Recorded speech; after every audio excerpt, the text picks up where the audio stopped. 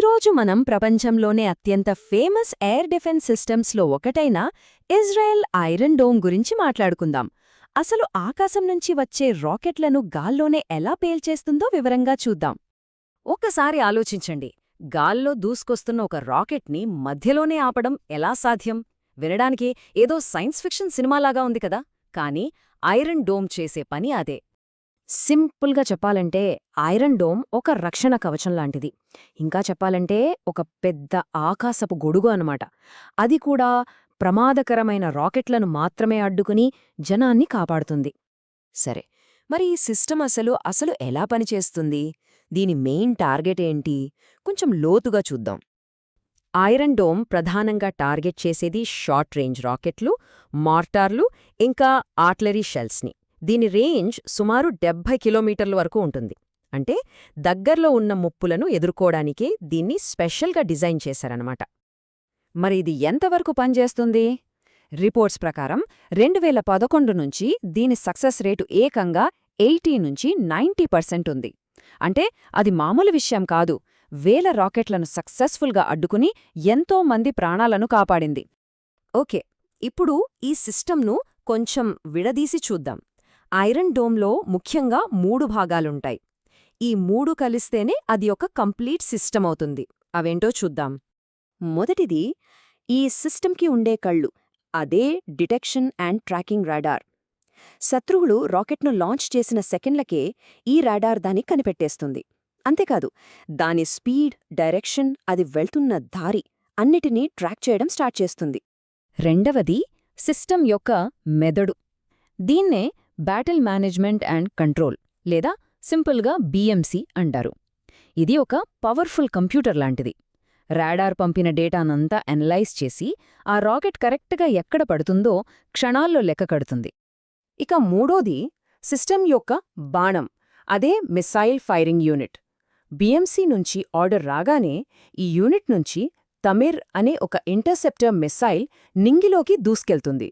Iron డోమ్లో అత్యంత తెలివైన విషయమేంతో తెలుసా? ప్రతి రాకెట్ని అది టార్గెట్ చేయదు. మరి దేన్ని కొట్టాలి, దేన్ని వదిలేయాలి అనేది అది ఎలా డిసైడ్ చేస్తుంది? ఆ సీక్రెట్ ఏంటో ఇప్పుడు చూద్దాం. ఇక్కడే BMC తన తెలివిని వాడుతుంది. అది రాకెట్ పడే ప్లేస్ని లెక్కిస్తుంది గదా. ఒకవేళ అది ఏదైనా నగరం, ఊరు లేదా ముఖ్యమైన ప్రదేశం మీద పడుతుందని తెలిస్తే వెంటనే ఇంటర్సెప్టర్ను ఫైర్ చేస్తుంది. అదే రాకెట్ ఏదో ఖాళీ ప్రదేశంలోనో సముద్రంలోనో పడుతుందని తెలితే దాన్ని సింపుల్గా ఇగ్నోర్ చేస్తుంది. ఇలా ఫిల్టర్ చేయటం చాలా ముఖ్యం. ఎందుకంటే ఒక్కో ఇంటర్సెప్టర్ మిసైల్ చాలా ఖరీదైనదే.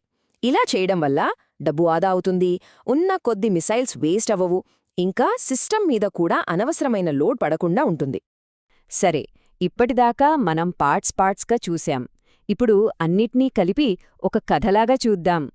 ఒక రాకెట్ను అడ్డుకునే మొత్తం ప్రాసెస్ స్టెప్ బై స్టెప్ ఎలా జరుగుతుందో అర్థం చేసుకుందాం. కథ ఇలా మొదలవుతుంది. శత్రువులు రాకెట్ను ఫైర్ చేస్తారు. వెంటనే మన రాడార్ కళ్ళు దాన్ని పసిగడతాయి. BMC మెదడు దాని దారిని లెక్కించి అది ఒక జనావాస ప్రాంతం మీద పడుతోందని కన్ఫర్మ్ చేస్తుంది. వెంటనే ఆర్డర్ పాస్ చేస్తుంది. తక్షణమే ఒక తమిర్ ఇంటర్సెప్టర్ ఆకాశంలోకి దూసుకెళ్తుంది. గైడెన్స్ సిస్టమ్ హెల్ప్తో అది టార్గెట్ రాకెట్కి దగ్గరగా వెళ్లి దాన్ని గాలిలోనే ముక్కలు చేస్తుంది. ఇక్కడొక ఇంట్రెస్టింగ్ పాయింట్ ఉంది.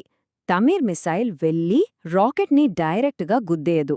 దానికి చాలా దగ్గరగా వెళ్లి పేలుతుంది. ఆ పేలుడు షాక్వేవ్తో రాకెట్ని చిన్న చిన్న ముక్కలుగా విడగొడుతుంది. ఆ ముక్కలు కింద పడేసరికి వాటి ప్రభావం చాలా వరకు తగ్గిపోతుంది. ఏ టెక్నాలజీ అయినా సరే పర్ఫెక్ట్ కాదు కదా.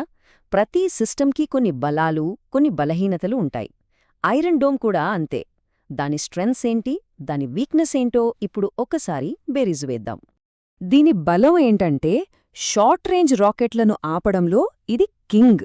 జనాల ప్రాణాలను కాపాడటంలో చాలా ఎఫెక్టివ్. కానీ లాంగ్ రేంజ్ బ్యాలిస్టిక్ మిసైల్స్ని ఇది ఆపలేదు. అలాగే ఒకేసారి వందల కొద్ది రాకెట్లతో దాడి చేస్తే సిస్టమ్ ఓవర్లోడ్ అయిపోయి కొన్ని రాకెట్లు లోపలికి చొచ్చుకువచ్చే ప్రమాదముంది. ఇక అన్నింటికంటే పెద్ద ఛాలెంజ్ డబ్బు. శత్రువులు వాడే ఒక సింపుల్ రాకెట్ తయారీకి కొన్ని $100 ఖర్చయితే దాన్ని ఆపడానికి వాడే ఒక్క తమిర్ ఇంటర్సెప్టర్కి $10,000 ఖర్చవుతోంది. చూసారా ఎంత తేడా ఉందో? ఈ ఆర్థిక వ్యత్యాసం లాంగ్ రన్లో ఒక పెద్ద తలనొప్పి. సో ఇదంతా మనల్ని ఒక పెద్ద ప్రశ్నకు తీసుకువస్తుంది. టెక్నాలజీ వల్ల దాడులు చేయడం ఇంత చౌకగా మారిపోయిన ఈ కాలంలో మనల్ని మనం కాపాడుకోవడానికి పెట్టే ఖర్చుకు అసలు విలువ ఎంత? ఆలోచించాల్సిన విషయమే కదా.